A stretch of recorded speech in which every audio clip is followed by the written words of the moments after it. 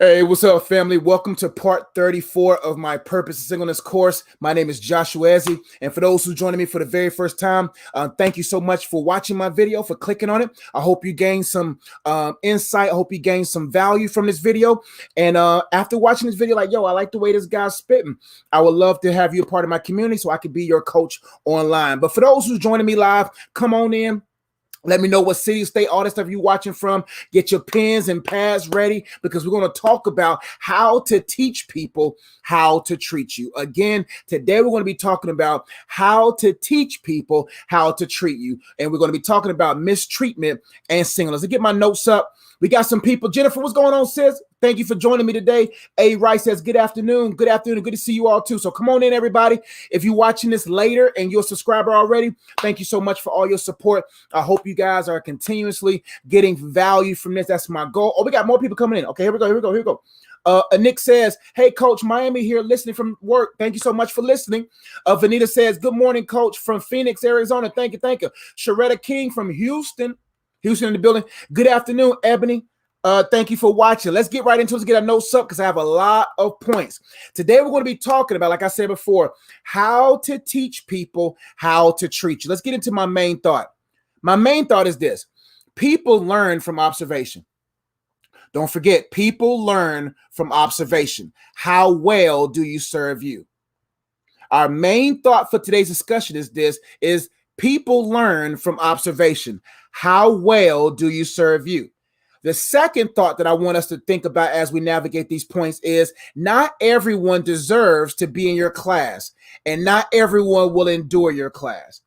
These are the main thoughts for today. And as everyone's watching, go ahead and share. Let people know that you think that will benefit from this content. Let them know that I'm on live right now. Or if you're watching later, go ahead and share with them. And as everyone is coming in, make sure you, if you haven't already, subscribe, like this video so this video can gain traction, comment. Let's engage because I'm here to serve you all today. But the main thought again is this. People learn from observation. How well do you serve you? And the next point is not everyone deserves to be in your class, and not everyone will endure your class. Let's get to the problem. Many people are under multiple forms of mistreatment. Many individuals, many singles, many people are up under multiple forms of mistreatment. They are not speaking up and showing up for themselves. It's okay to teach people how to treat you, and there is a way to teach people how to treat you. Let's go over that again. The problem. Many people are up under multiple forms of mistreatment.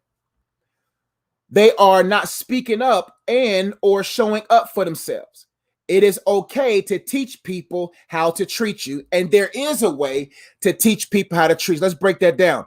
Many people right now are up under so many forms of mistreatment, and the issue is that many people don't even know themselves. It's unfortunate that many people right now are not speaking up for themselves or showing up for themselves.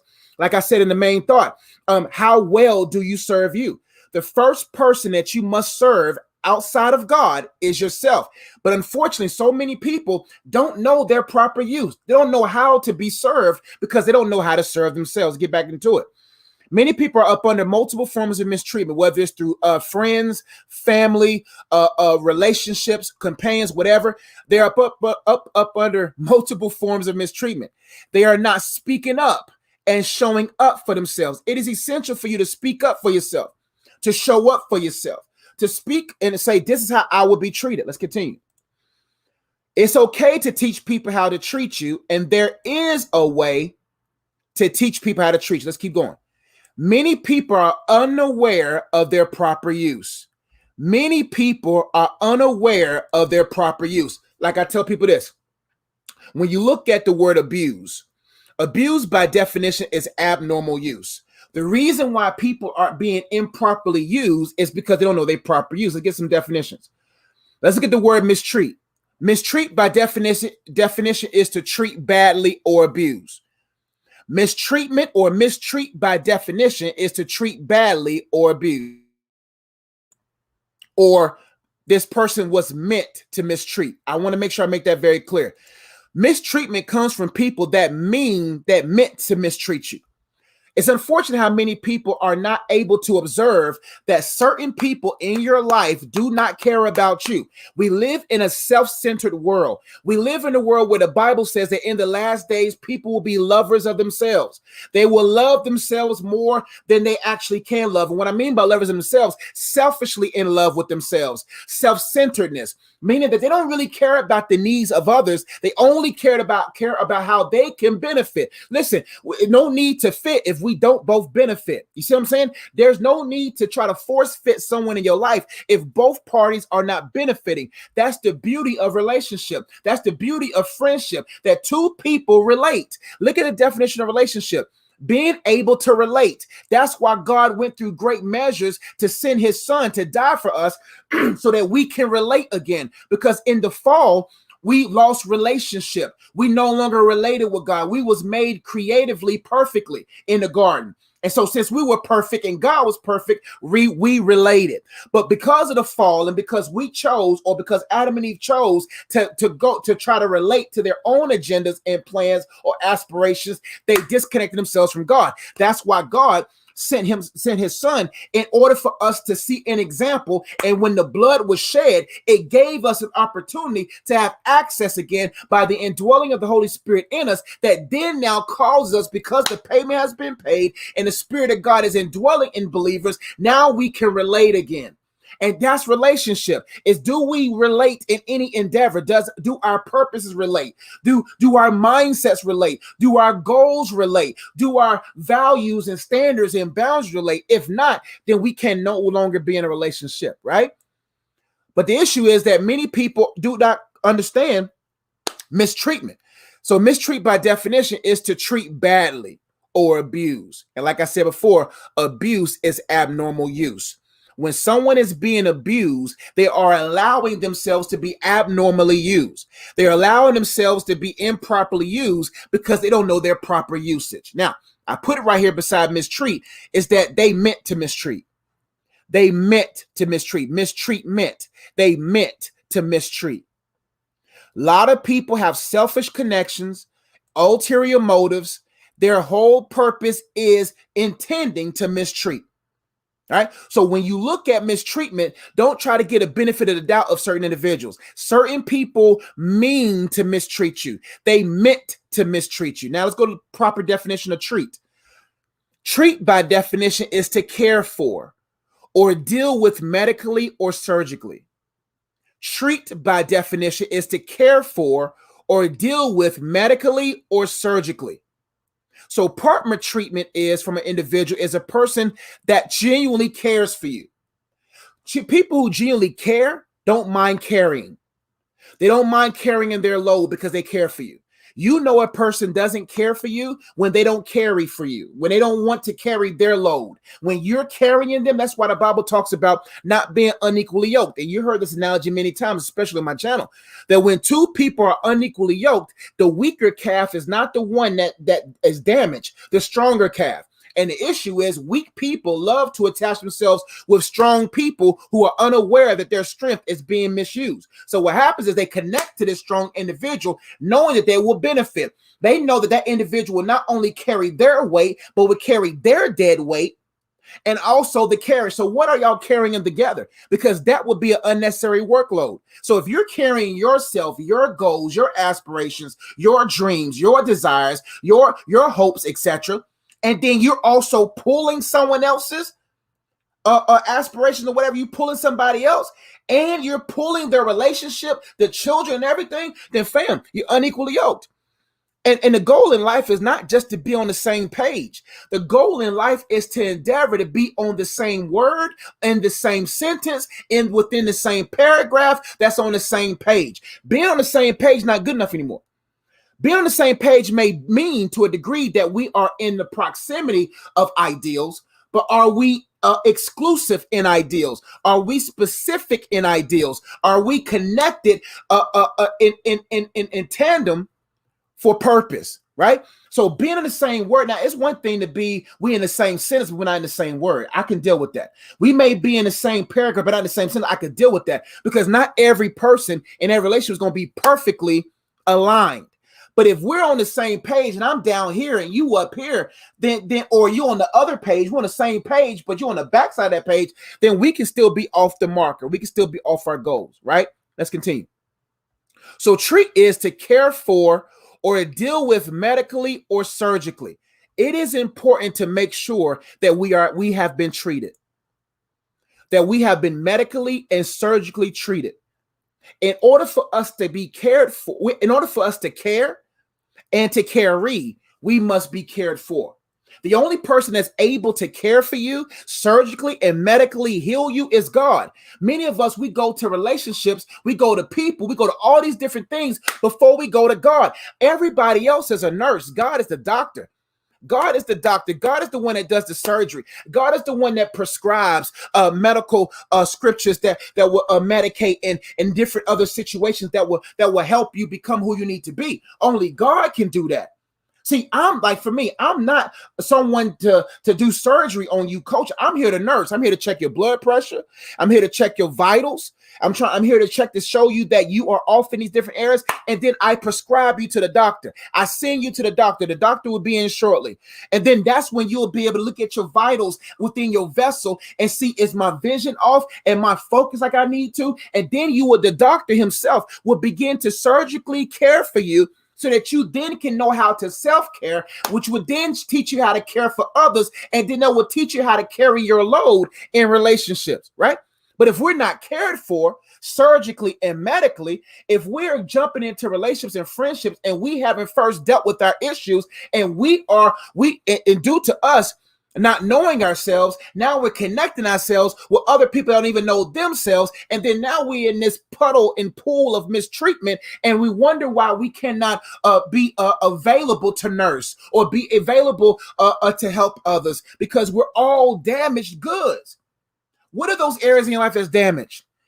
What are those issues in your life that you haven't dealt with? What's the purpose of getting in a relationship? What's the purpose of jumping in things and you know you haven't been dealt with? See, in order for surgery to be done, you have to be alone. And the issue is people don't want to be alone. But being alone is where surgery happens. And that's why you oftentimes see God begin to strip things out of your life. He began to pull people away. He began to remove things. He began to end relationships because he knows, I have to bring you to myself. I have to bring you into the surgeon's room and do surgery. That's why your season right now of singleness is probably isolated. That's the reason why you find yourself with not a shortage on friends and people not being there. It's because God wants to do surgery.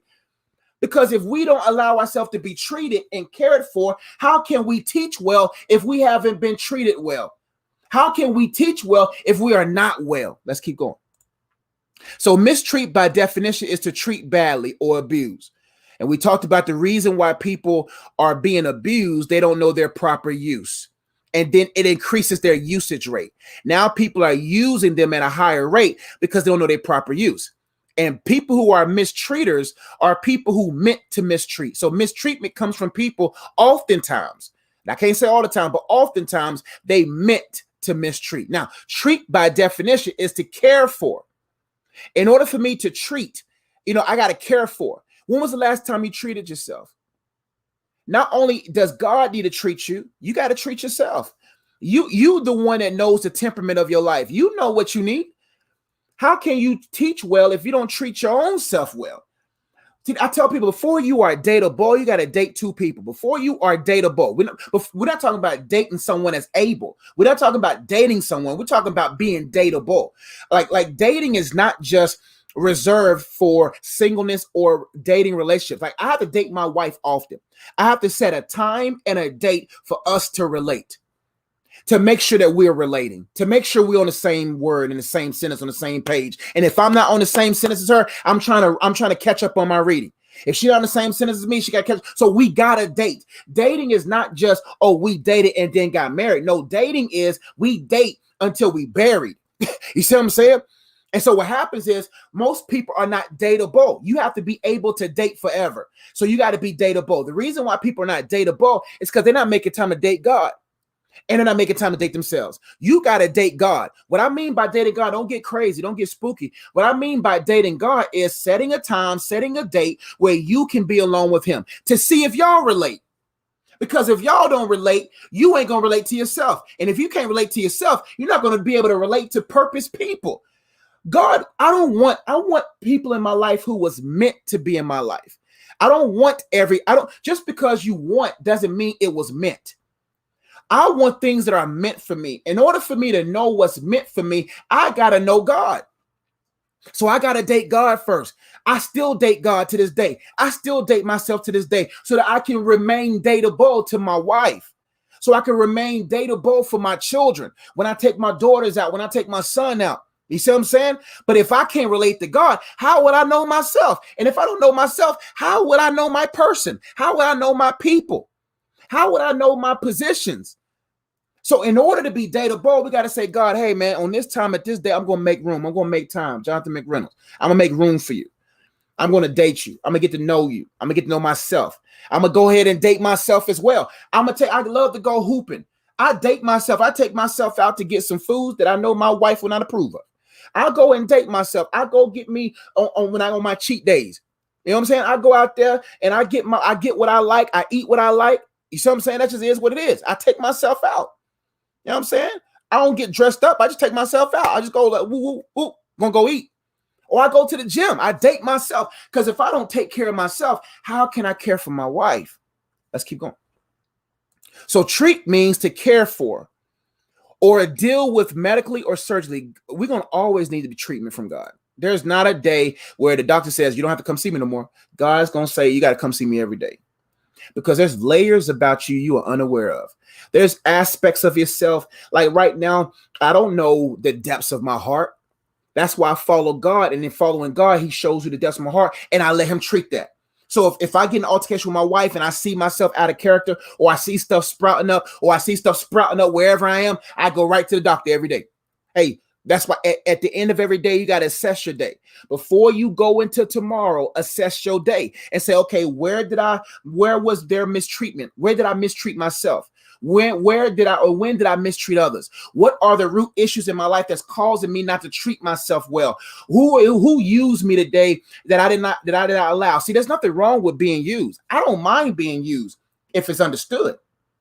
I don't mind being used if it's within the parameters of my use.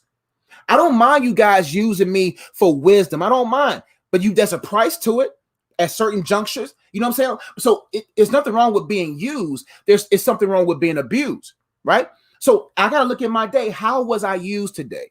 Who took my kindness for weakness? How can I balance out the scales? That's important, right? And so that's the issue. And that's right. The Lord also reveals things to you, and that's in you. That's essential. I got to go to God every night and say, God, where did I miss the mark? Where did I hit the mark? How can I improve my consistency in hitting the mark? Because God marked me.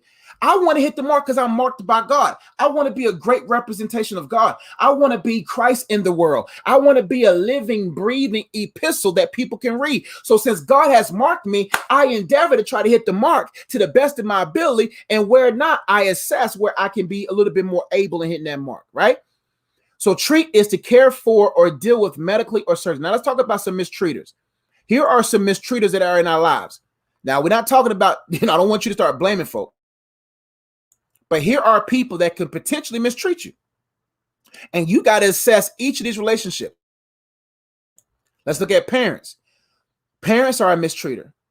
Some of us, the reason why we're not able to treat ourselves well and the reason why we're not well is because our parents didn't do us well. Some of us, our parents just didn't do a good job. Some parents, they did the best that they could, but they still missed the mark, right? So parents can be mistreaters. And if you're grown right now, and you know your mom and dad's abusive, like it's nothing wrong with lengthening the rope. See, there's a difference between cutting the rope and lifting the rope, right? Cutting the rope means cutting people off. But there's certain people you just can't cut off, right? Some people you just got to lengthen the rope. So if I feel like you're tugging at me and when I'm tugged, I'm offended all the time and your words are abusive, I lengthen the rope. I'm not going to let you have that close access to me. I'm not going to let you be so close that every time you tug, I'm moved. But I'm lengthening the rope. Hey, I'm not going to come on Mother's Day. I'm not going to allow you to mistreat me. I love you. I'll call you on Mother's Day. See, there's limits to your treatment. So if a mom or dad is mistreating you and then they try to use reverse psychology and be like, well, I'm your mom, I'm your dad, what you do is you still show love and respect, but there's levels to your distribution of it. There's levels to this. So if they're mistreating you, and when you go on Mother's Day, when you go on Father's Day, when you go on Easter or whatever, Resurrection Sunday, wherever you go, and they mistreating you, what you do is, I'm not going to that house. I'll call you.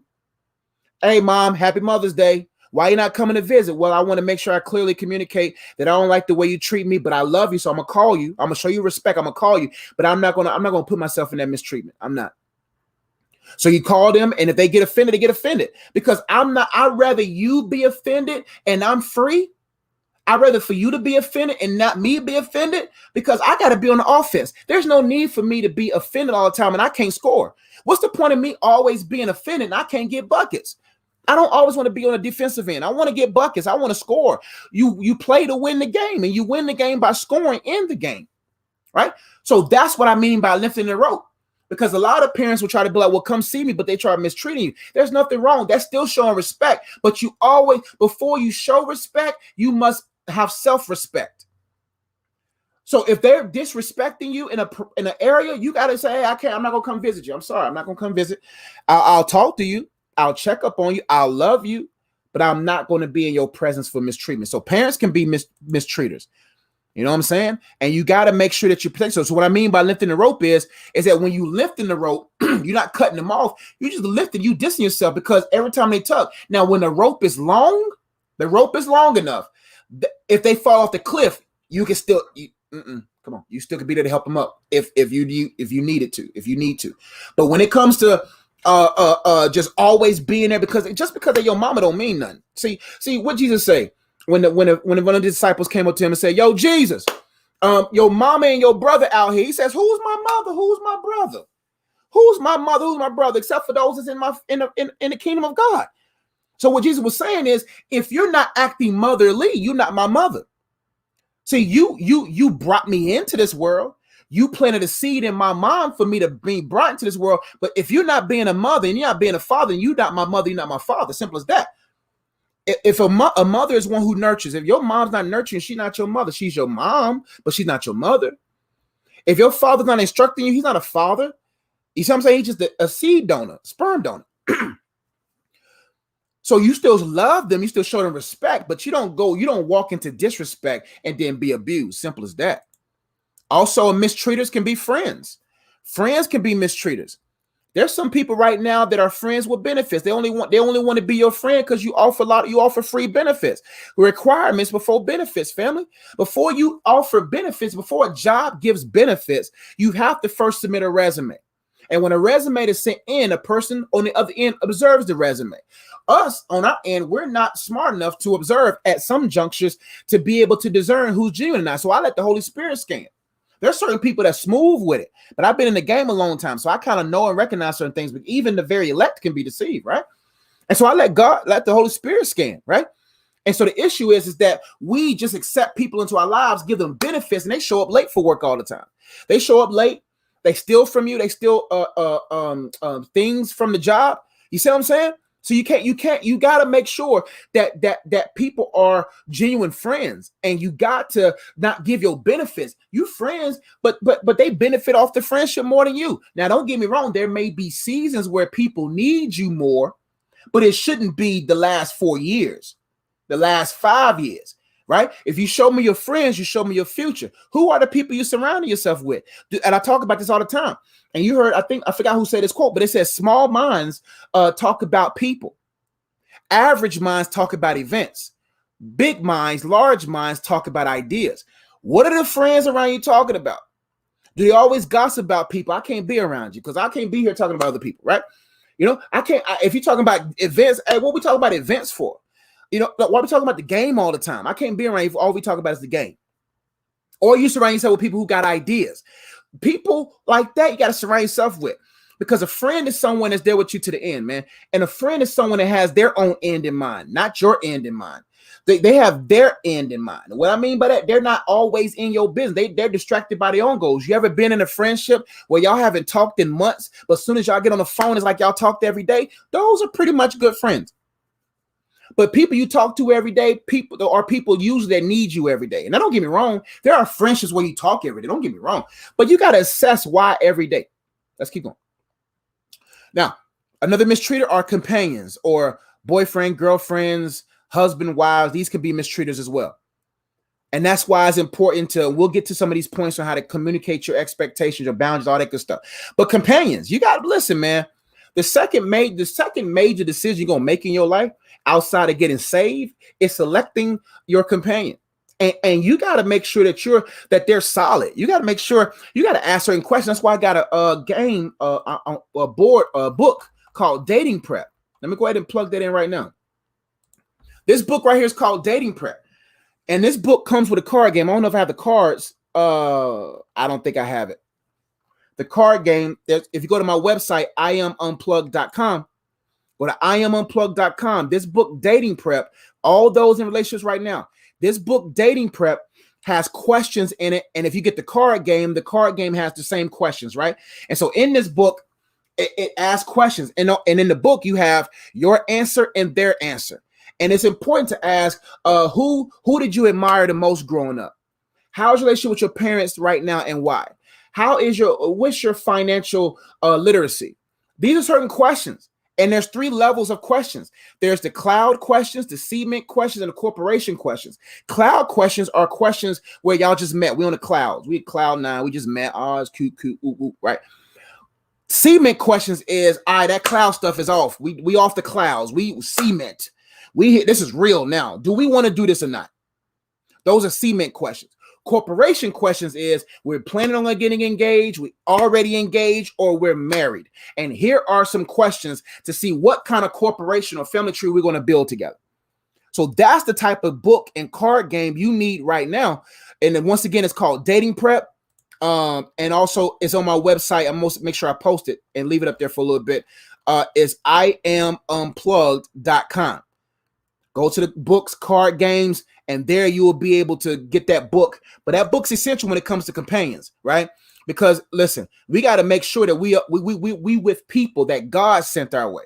Also, bosses and co-workers. Listen, when God's your provider, when God's your source, you don't take mistreatment from bosses or co-workers. No. And the thing is, that's why it's good to be led by God into professions, into jobs. Because if God leads you there, they will leave before they let you go. They won't be able to let you go. Because especially if you're doing right. I'm talking about if you're doing right and we're talking about being a good employee. They can't get you up out of there.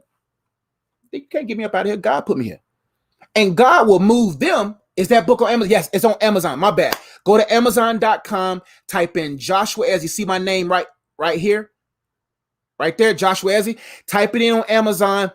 You get this book. Also, this course came from my book, The Purpose of Singleness. So that's what this course came from. It's from this book. So I wrote this book 3 or 4 years ago. So I'm adding to this book more content because I wrote that book so many years ago.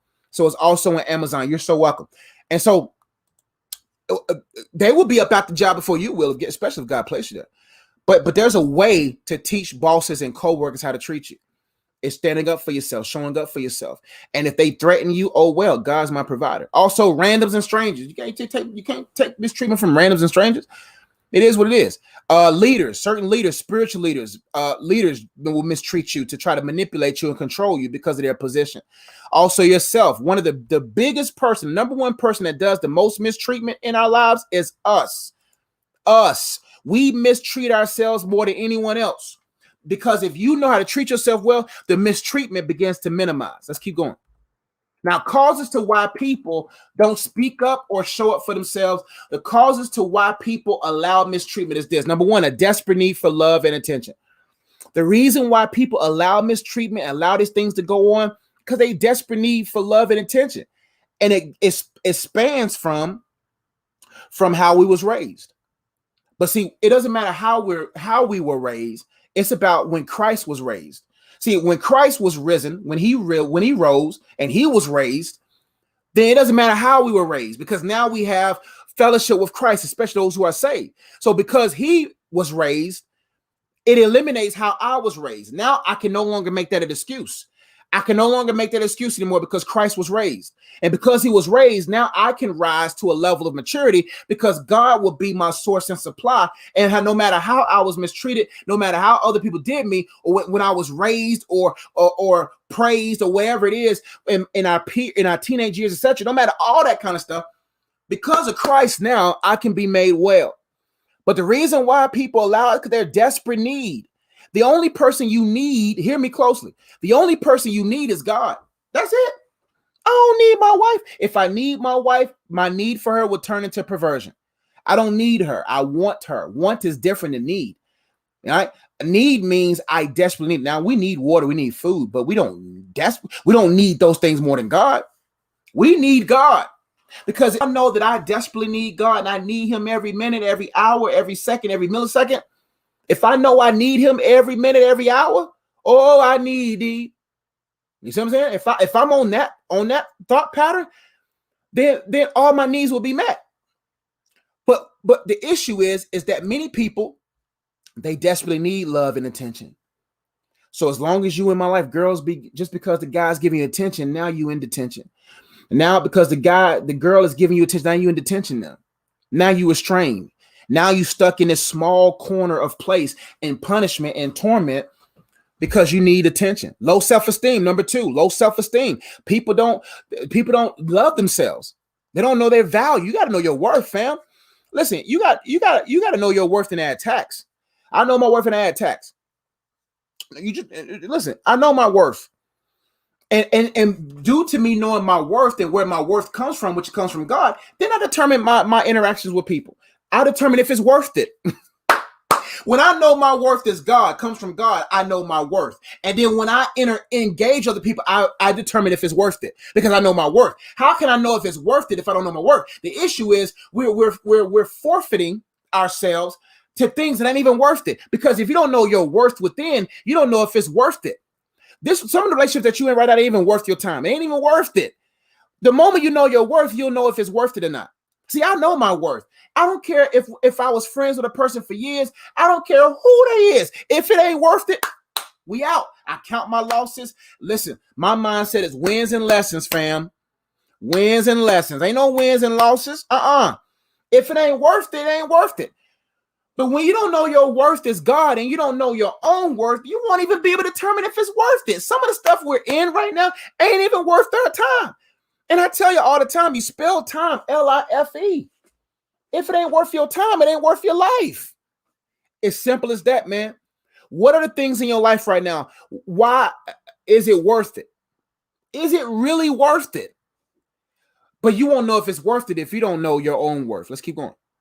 So low self-esteem. Some people, the reason why they're stuck in stuff that ain't worth their time, fears and false sense of security. So a girl will stay with a guy because of her false sense of security. She don't even know her own worth. See, listen, that's why ladies and men, it's important to know your purpose before you meet a person. It is essential for you to know your purpose before you meet a person. Why? Because when you know your purpose, you know your person, right? And then that person will have a purpose.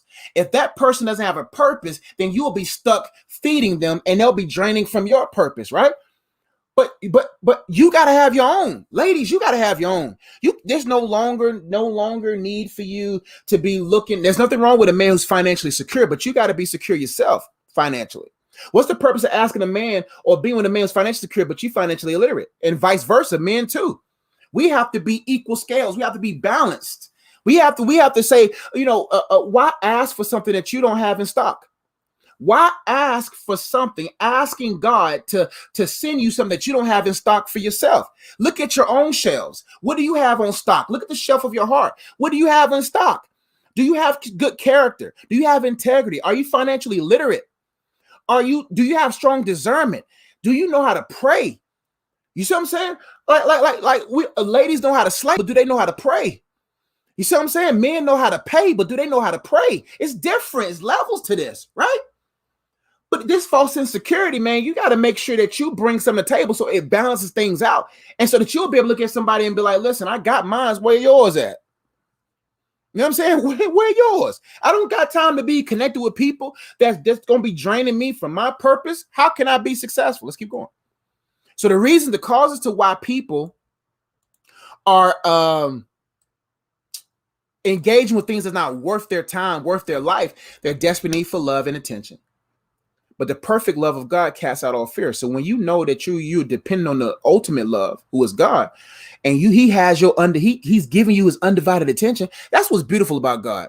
God is so omnipresent that he can give everyone his undivided attention. That's how dope he is. You see how Siri is? God is 1 billion times available than Siri is.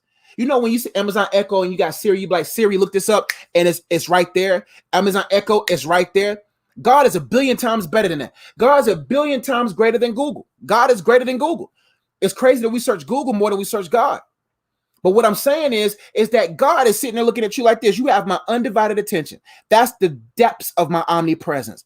I'm looking at you while looking at them, and I'm giving you my full godness. Do you understand that God is not only giving you his full attention, but he's giving you access to his full godness? That he's like, man, I'm giving you access to me, my fullness. Not only am I giving you my fullness, I gave you the fullness of myself and my spirit in you. But the reasons why people are easily mistreated or allow mistreatment is their desperate need for love and attention, low self-esteem, and fears and false insecurity. Let's keep going. Now, signs of mistreatment. Real quick, let me go through this so I can get to my 5 points. Signs of mistreatment. These are signs of people who are mistreaters, and if you're in a mistreated situation, they're controlling and manipulative. They want to control everything you do. They want to control, like parents. They want to control the college you go to. They want to control the degree. They trying to live vicariously through you because their life sucked, and because they had baby out of wedlock and all this stuff happened in their life. They want to control your life. You got friends that want to control you because they know if they can control you, they don't have to worry about elevating. The reason why some friends or some people get mad when you elevate is because you become a mirror. You become a mirror that shows them that they're not growing. So they're trying to control your energy by killing your dreams, killing your ideas, because they know the bigger your head gets, the higher you go. We're not talking about pride, but the more you begin to get a bigger brain and start thinking big, then you'll leave their small life. Also, people you in a relationship with, they'll be controlling, manipulative because they know the same thing as a friend. They want to control everything you do. They check in with you all the time. Listen, you don't want to be in a relationship with a person got to check in with you all the time. You that insecure that because of that past relationship that you got to check in with me all the time to make sure I'm not doing X, Y, and Z. That just shows you don't love yourself. It shows you either you mistreating yourself. If you are a controller and manipulative person, this is for both sides. I want you to look at yourself. I want you to look at the person that you're with. Are you controlling and manipulative? That's a sign that you're a mistreater as well. Also, are they controlling and manipulative?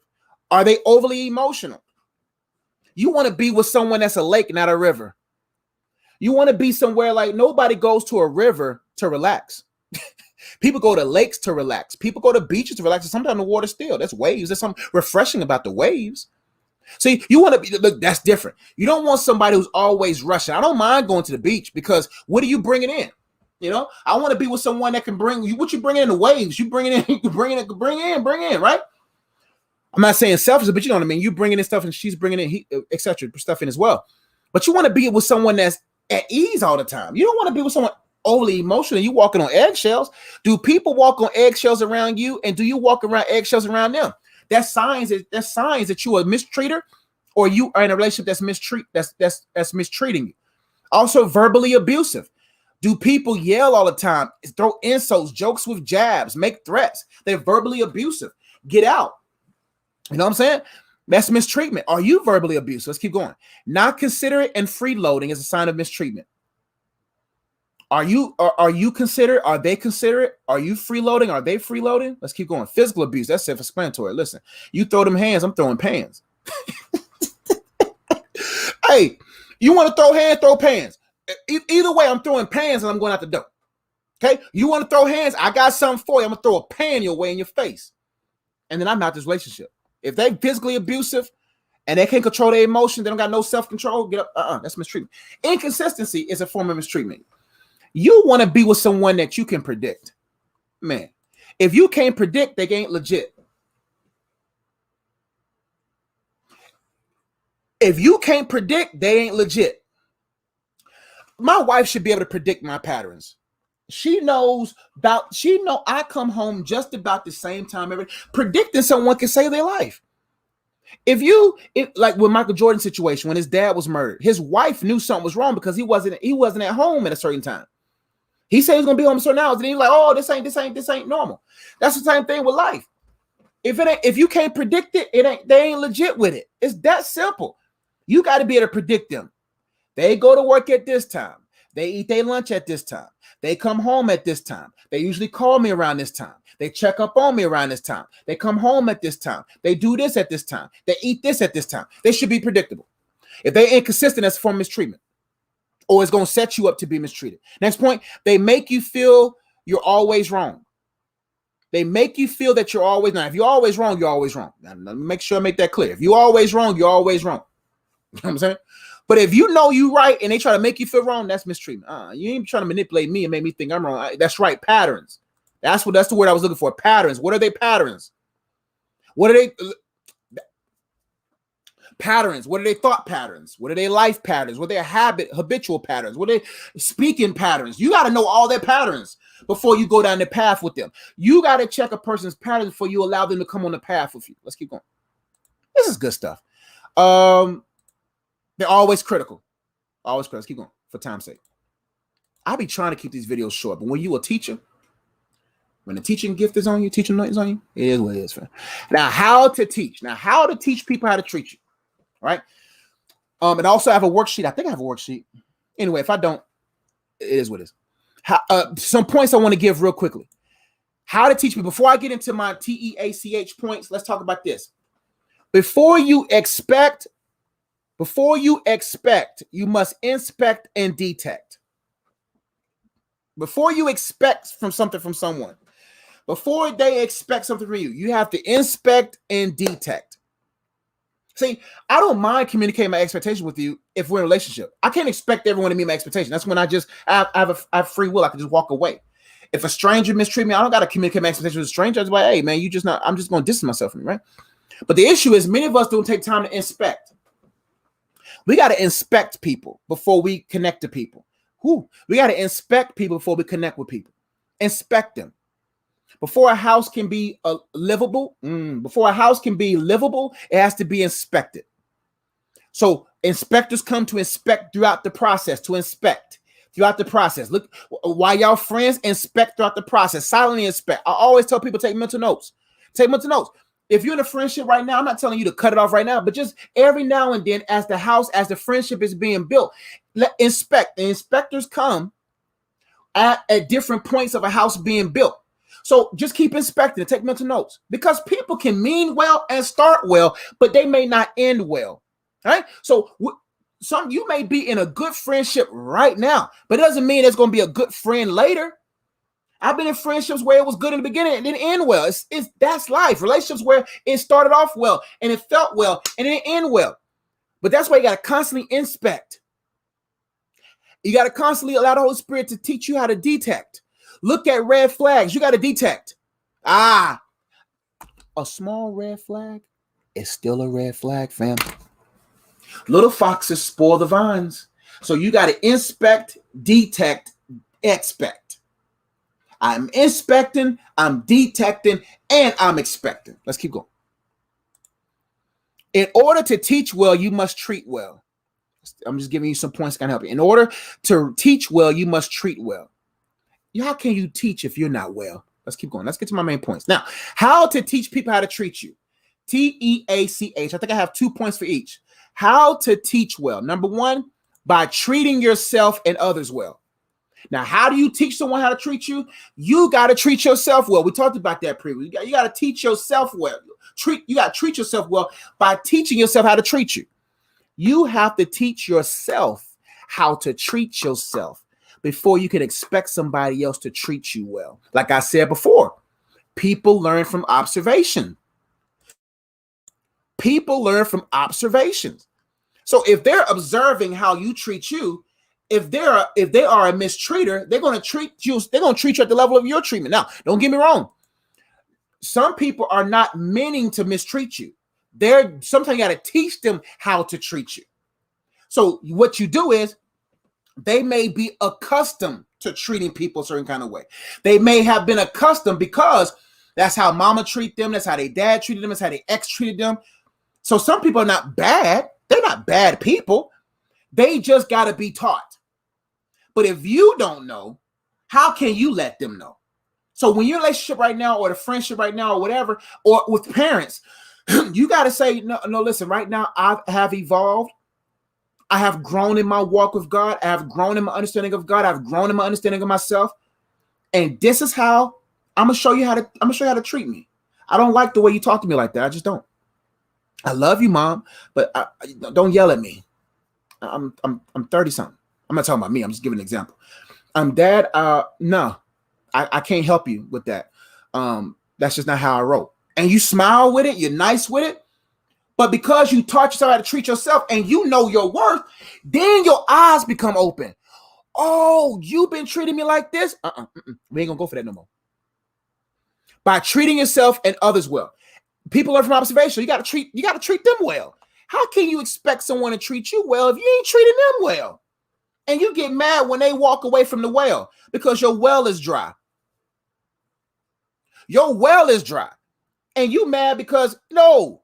How can you expect someone to treat you well and fill your well if your well is dry and you're not offering any type of wellness? Let's keep going.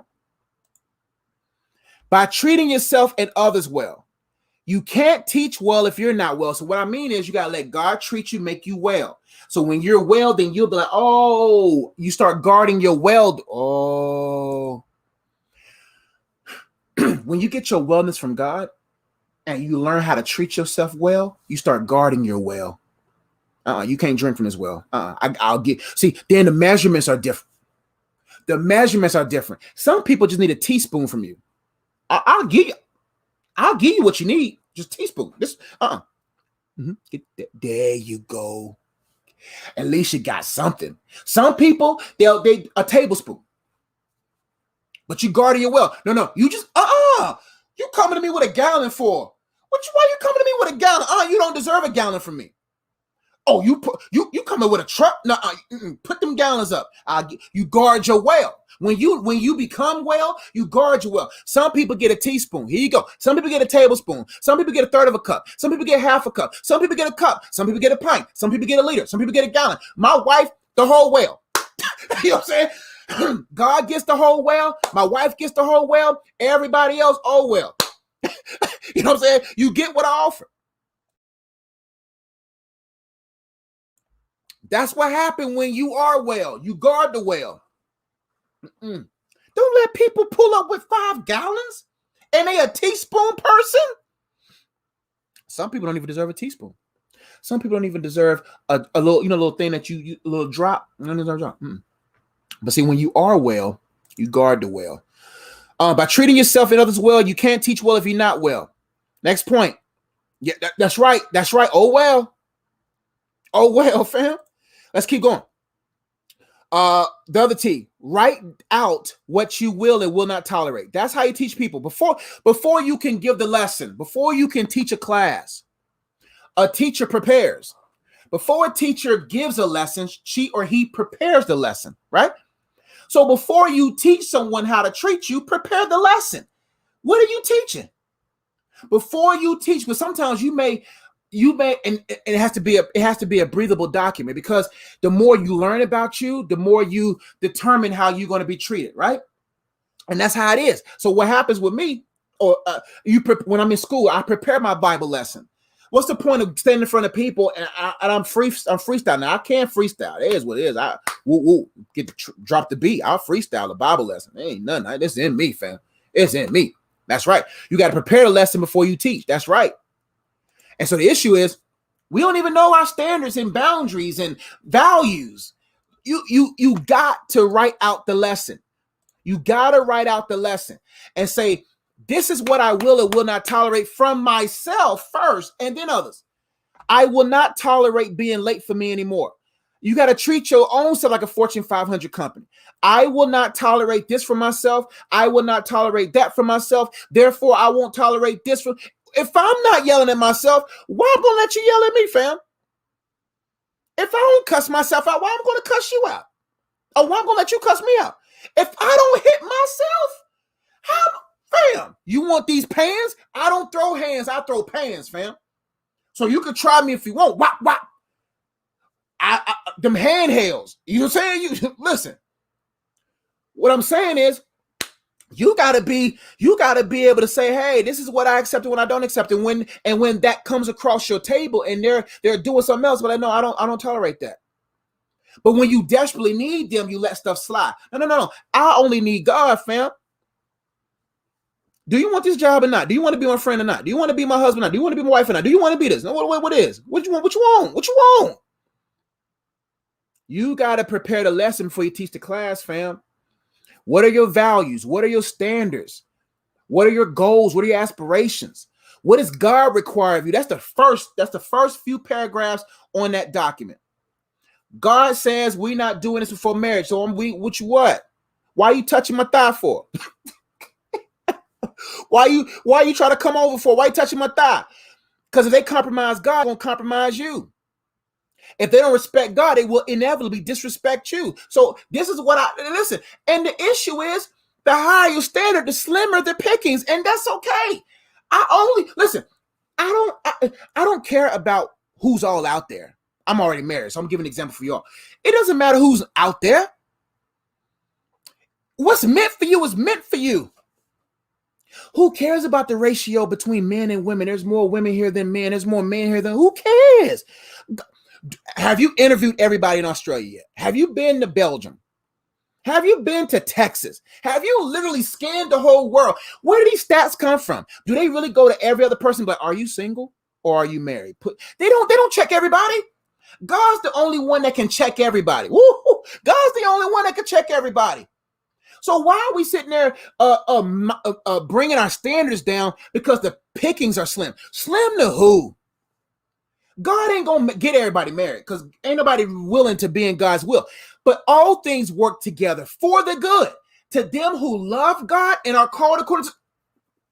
See, when you love God, you love to be in the will of God. And if you know your purpose and answer the call according to his purpose, a wife will come, a husband will come, children will come, money will come, job will come. Entrepreneurial success will come because you love God and you are called according to his purpose and you desire his will above everything else. So, keep your standards high. Keep your standards biblical. Keep your standards most high. That's where you keep your standards most high, because my standards is where the most high is. And if you ain't in him, then we ain't supposed to be with each other. That's facts. That's on period, like the kids be saying. But you got to prepare the lesson before you teach the lesson. So write out what you will and will not tolerate from yourself and others. Let's keep going. E, find a relatable example. In order to teach people how to treat you, find a relatable example. Find somebody that you can learn from. See, I love getting my advice from healed people, not hurt people. Healed people will let you know, don't let him treat you like that. Where they do that at yet? They do that in Miami? Where they do that at? You got to surround yourself with a relatable example, someone that you can go to and say, hey, am I treating myself well? They'll look you in the eye and be like, you ain't treating yourself right, fam. Go to the beach or something. Go get you a slice of cake. You also want to surround yourself with people that's an example of how well they treat themselves financially, how well they treat themselves emotionally, spiritually. Look at these couples who are married for 40 plus years and they happy. You know, when you want to know the temperament of a house, check the spouse. The Holy Spirit is teaching us on the day. In order to know the temperament of a house, check the facial expression of the spouse. Look at the spouse. Look at the spouse. You know how the house is being taken care of. But you gotta find an example. People who will let you know, who are healed, who will say, that's not how we do things. That's not how you dress, baby girl. That's not how you carry yourself, baby girl. Young man, that's not how you treat a woman. No, don't do that. Don't do that. This how you communicate how you feel, right? Let's keep going. You got to find a relatable example, and by setting realistic expectations, how to treat you, you got to have. You can't tell people to go to the moon. They don't got no rocket. You want the person to go to the moon, but you don't got no rockets to offer. You have unrealistic expectation and then be like, they're not treating me well. And here's an example. You're used to a way of life and you met a man who's making good money, right? but he's not able to offer you what you were around. And all of a sudden now you expect him to buy you Gucci purses and Prada bags and all this kind of stuff. He's like, no, that's not what we own. That's unrealistic expectations. Unrealistic expectation is asking a woman to give up her body and y'all not married. That's unrealistic expectation. Oh, she not treating me well because she not giving you no treatment. So you mad at her because she not giving you no treatment sexually, and now you feel like you're not being treated well. That's not what we're talking about, fam. That's not what we're talking about. We're not talking about that type of treatment. That treatment comes after you treated her with a ring and you at the altar, fam. That is what it is. You know what I mean? So you can't sit there and be like, here's my expectations. And if you don't meet these carnal, worldly, not even most high expectations, then you're not treating me well. That's not what we're talking about. So you got to set realistic expectations. Why am I going to teach chemistry to a fourth grader? In fourth grade, we're doing multiplication. I can't expect the child to understand pre-cal if they don't know their multiplication tables. You see what I'm saying? How am I going to teach algebra to a third grader? Now, you hear what I'm saying? It's an analogy. So what I'm saying is, if y'all at a certain level, let's grow to cal together. We're talking about growing. We're building together. Don't get me wrong. We both, when you meet somebody, y'all both should be built. And then y'all build. You see what I'm saying? And so what I'm saying here is that, what am I saying? You got to set realistic expectations. You can't expect these expectations from someone. First off, don't expect anything from anyone that you don't expect from yourself. Now, I don't mind expecting financial. Like, don't get me wrong. There's nothing wrong with expecting financial literacy when you want to date somebody. Now, you got to be financially literate. You got to be sexually committed. You got to be self-controlled. Like that is what it is. That we're not talking about those. We're talking about unrealistic, unattainable. God ain't even expecting that from them. Don't expect anything from anyone that you don't first expect from yourself, and don't expect anything from anyone that God doesn't expect from them. Let's keep going. Next point. We in the A's? Okay. A, by clearly establishing and articulating your boundaries, expectations, etc. By clearly articulating your boundaries. You got to clearly articulate them. You got to be a good communicator. We're going to talk about that in this course a little bit later about having people skills and communication and relationships. You got to be able to clearly establish, after you have prepared the lesson, after you determine your worth, etc. Now you got to clearly articulate those things. Uncommunicated expectations is just as bad, if not worse, than unrealistic expectations, because at least the unrealistic ones have been communicated. You have to communicate your expectations. This is what I expect in this class, respectfully. Okay, this is what I expect. Now, Michelle Miller says, I know you. That's why I'm going to help you out. How do you know what God don't expect from them?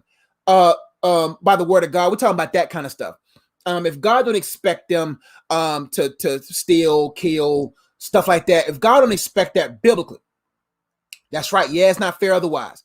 But yeah, how do you not know? Yeah, first off, they got to know their purpose for them to know what God expects from them. But we're not, if God's not expecting them to sleep with you and stuff like that, then you shouldn't expect that. That's what I meant by that. Let's bring this back up. Here we go. You got to clearly articulate. I have a 2-pearl limit. You're so welcome, Michelle. I have a 2-pearl limit. The first pearl is, here it is. Here's my expectation. Here's what if the conversation is needed, right? Here are my expectations. Here's my boundaries when it needs to communicate. I give the first pearl. So if an incident occurs with a friendship, or incident occurs in my marriage, and vice versa, my wife does this all the time. Probably more than me. that's just women for it. That's just men. We just. But when it comes to have a conversation, we need to talk. Nah, that's dreadful. We need to talk about, man, fam. Right, we need to talk. And then you communicate. I communicate the pearl. This is how I like to be treated. When I'm with my students, listen, this is how Mr. Ezzy rolls now. Come on now. The second pearl is, just in case you didn't hear me clearly the first time, I don't offer third pearls. We'll let that rest there. But you have to clearly establish and articulate your boundaries. The issue is we're giving out 15, 20 pearls, enough pearls to make a necklace. And then you put the necklace on them. No, you get 2 pearls and that's it, fam. After that, we're done. Because I done gave you 2 opportunities to get it together. Now, if you're trying, that's different. But if you lying, that's different too. Also, you got to make people earn access to the other classes you teach. I wrote this later on. I was doing this right, but I wrote this later. Make people earn access. You allowing dropouts to come back to school? You have to earn access to the next level of teaching. I can't teach how to treat me in marriage until you first earn to date me.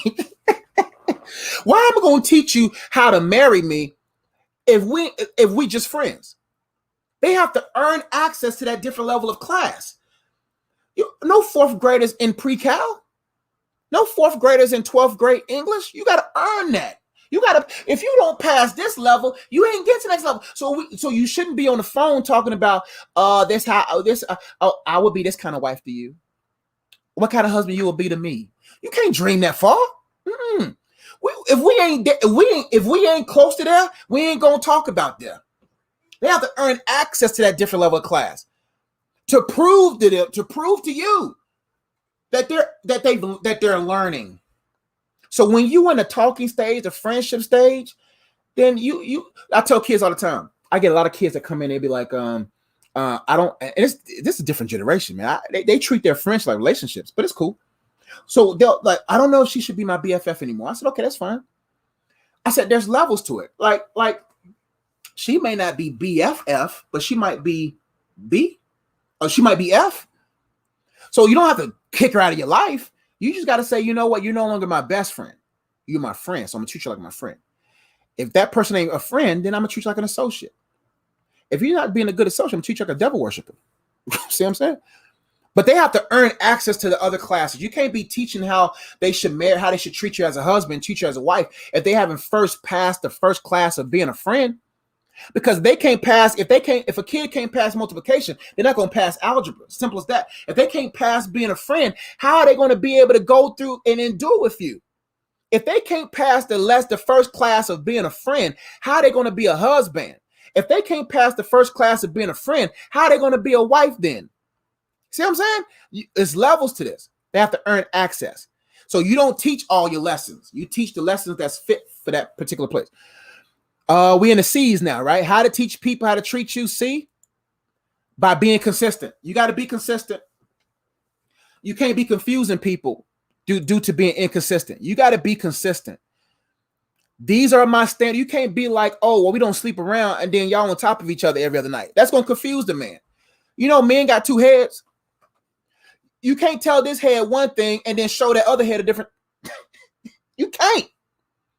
You got to be consistent. You can't tell her one thing and then show her another thing. You got to be consistent. This is what I've been on. I've been on this in my singleness, so I'm on this in this dating relationship. I'm on this. I know, no. Why are you calling me at this time? We off. You got to be able to say, hey, these are my boundaries. If you cross them, then you ain't been on the cross. Then, if you crossing this, you ain't been on the cross. You ain't died to yourself today, boo boo. Don't come to me unless you dead, fam. I ain't gonna come to you unless I'm dead. I want the spirit to be alive. Man, you can't be over here talking about we don't do this, and then ladies be doing it sometimes. Oh, I'm waiting till married, and you sitting on his lap. He should be able to control himself. No, fam. Ain't no man in the world can control that part of his world, and you on top of the world, sitting on the top of the circle of his world, and you expect him not to want to curl up. And see what I'm saying? Don't sit there and be like, well, you should have enough self-control. No, ain't no such thing. We got two heads here, fam. I'm a two-headed monster. I'm a two-headed monster. You expect me not to be crazy and you over here looking good, looking like a goddamn snack? And you don't think I want to attack? Anyway, you got to be consistent. Also, you got to celebrate growth. How to teach people how to treat you? Celebrate growth. Nobody's going to grow if you don't celebrate it. That's in everything. You can't have these expectations and you have to have expectation with empathy. You got to celebrate their growth. Mixed signals. That's right, Miranda. Mixed signals. You got to celebrate their growth. Man, I appreciate you for doing that. I love that. And even with communication, I call it a spicy chicken sandwich.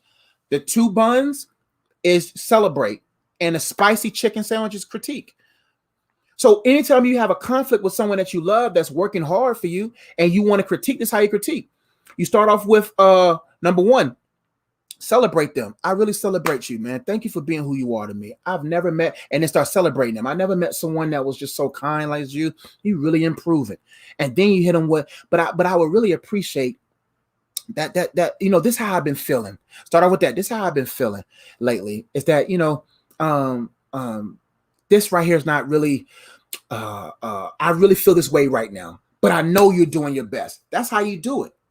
You know what I'm saying?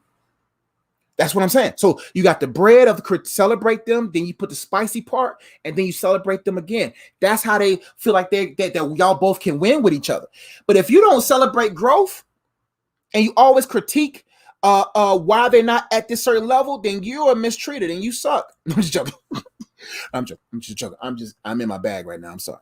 Please excuse me. But you gotta celebrate growth. H, by teaching from a healed place.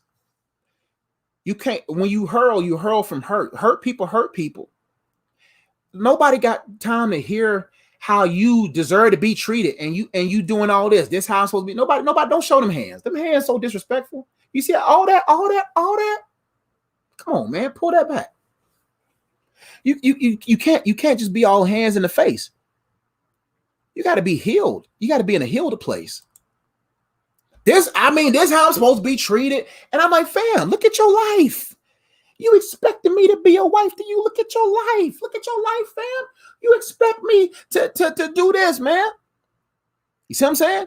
You got to teach from a healed place. Healed place. Last but not least, H, by not holding yourself hostage if improvements haven't been made. People hold themselves hostage. Some friendships you should have been left. Certain relationships y'all should have been done. But you're not going to be over. You're not going to get rid of it if you don't know who you are in Christ, man. You got to know your value. You got to know your worth. People hold themselves hostage in a relationship they should have been walked away from. God has opened the cage, fam. And the reason why many of us can't leave is because we're soul tied. We're tied to the individual. That's why you can't awaken love before it's time. That's why you can't just spend all the time in the world with individuals. You get attached. I got a book for that called The Purpose of Freedom. You see that cage, that little bird? God, whom the Son sets free is free indeed. That cage has been open for years for a lot of people, but freedom is not the opportunity for freedom. Freedom is walking in the freedom. And so in that book, I talk about soul ties and strongholds. I have a ton of videos on soul ties and strongholds. So check out my YouTube channel and just type in soul ties Joshua Ezzy. But you can go to my website. Just go to Amazon. Go to Amazon because people don't like to do 2 clicks. Just go 1 click. Go to Amazon, type in Joshua Ezzy. You'll see that there. But listen, you worth more than this mistreatment, fam. You got to teach yourself how to treat yourself so you can teach people how to treat you. And so real quickly, let's go over these points real quickly. In order to teach people how to treat you, by treating yourself and others well. Number 2, write out what you will and will not tolerate. Oh, my bad. Write out what you will and will not tolerate. E, find a relatable example. And by setting realistic examples. A, by clearly establishing and articulating your boundaries and make people earn access to the other classes you teach. C, by being consistent, by celebrating growth. And H, by teaching from a healed place and by not holding yourself. I had to put not Medea, not. And make sure you're not holding yourself, etc. I do offer coaching. I got you, Michelle. My coaching right now is reserved for my Patreon. Let me make sure I post that. My For Doers Only Patreon. If you want coaching of any kind, every Saturday at 2:00, I do a Zoom call. And my coaching is at whatever level that you are able to afford. Some people there's an $8 level, there's a $25 level, there's a $35 level. You determine how much you think it's worth. I'm not sitting there saying worth is based upon what you can offer. The woman who gave 2 mites gave of herself. She gave more than everyone else. You see what I'm saying? So I'm not sitting there saying, but the higher you go on the Patreon, the more coaching you receive. Now, if it's a dire need, and I know you, Michelle, then we'll set up something. But like if you want coaching, you want one-on-one, more exclusive coaching, make sure you sign up on my Patreon and let's build a community over there where we coach each other. I may open up some time for coaching one-on-ones. Usually the ones that I've been coaching for months or years gets access to that one-on-one. Yeah, it is weekly, Michelle. Every Saturday at 2:00, Lord willing, I do coaching. And on a Zoom call, people show up and we talk. And so, but if you need a little bit more exclusive time, then we'll see what your budget is and etc. But everyone can get some level of access to me for coaching. But get the book, The Purpose of Singleness. No, oh Lord, no. Yeah, The Purpose of Singleness, available now on Amazon. This where a lot of these, not all these points, some of these points came after years of growing. But you can get more. This is a great book for small groups, church groups, single groups, individuals. Great book there. I have a ton of other books. I got my latest book that just came out called Counterfeit or Counterpart, which is essential. This book talks about how to discern people and other things in life to make sure that you're not getting a counterfeit, but a counterpart. So this book right here is a blessing. All that stuff is available on my website, iamunplugged.com. Let's see. We got some comments here. Coach Josh, you better teach the truth.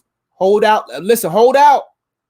I'd rather you suffer the pains of singleness than suffer the pains within marriage. It's rather to wait it out that to ensure you don't exit out when there's a relationship. Which is the book on soul ties, this book right here. The Beige with the Purpose of Freedom is my book on soul ties. So make sure you get that book as well. I think that's it. I love y'all. Let's see. I got the Patreon. All y'all that's been donating, supporting. Oh, we got some super chats. I just noticed that. But man, y'all are some of the most generous people, man. I am telling you. Y'all help me do so much, man. Y'all help me do so much, especially with my students. Y'all gonna see some stuff coming out. I've been helping students to start their business, start their purpose, and y'all help me fund some of those things. Y'all also help me develop my own resources and books. Y'all also help me with how I do my benevolence, how I give. And so I appreciate y'all support financially. And for those who want to support, you can on my website, iamunplugged.com. Love you too. Love you too. And make sure I don't know if the super chat people said something to me. Thank you, Miss C, for the super chat. I appreciate you. Sassy Saint, thank you so much. We need some sassy saints. Thank you so much for your super chat. Miranda, thank you for your super chat. Appreciate y'all for giving. Y'all help me do so much. And man, I got some good card games coming y'all way. I got some good books coming your way. Y'all help me do that. But the most important thing, you help me with my mentoring program, Propel. Y'all help me so much, man. We are helping kids find their exit plan, their exit strategies when they exit high school. There's 3 things that I want kids to do. I want kids they got 3 options. And my goal, I'm developing a program at the school. Y'all help support that. Education, expertise, or entrepreneurship. I'm helping kids develop their exit strategy so that when they exit, they'll have things that they can excel at. Some kids are meant to go to college. So it's like we help them get their education, help them go to college. Some kids are not meant for college. We help them find expertise, whether it's welding, plumbing. We help them find expertise, or doing hair, stuff like that. We help them find expertise so they get certifications. We also help students with entrepreneurship. So those Propel has shifted because I'm no longer at my elementary school anymore. I'm now at a middle and a high school. So the program is different, and I'm developing a new curriculum for them. So me and my wife have books that we want to create that y'all help us with. We appreciate that. Those who have been helping. But we have a ton of kids that we're trying to help them develop their exit strategy when they exit high school. So they can either exit into education, they can exit into an expertise or a field, or they can exit into entrepreneurship. And y'all's donations and support helps us do that. So I love y'all. Y'all be blessed. That's it, man. I'm gonna get some meat. I've been fasting, man. I need to go get some food. Anyway, too much information. I love y'all. Y'all be blessed. Make sure y'all share, comment, all that good stuff. Subscribe. Y'all take care. Peace.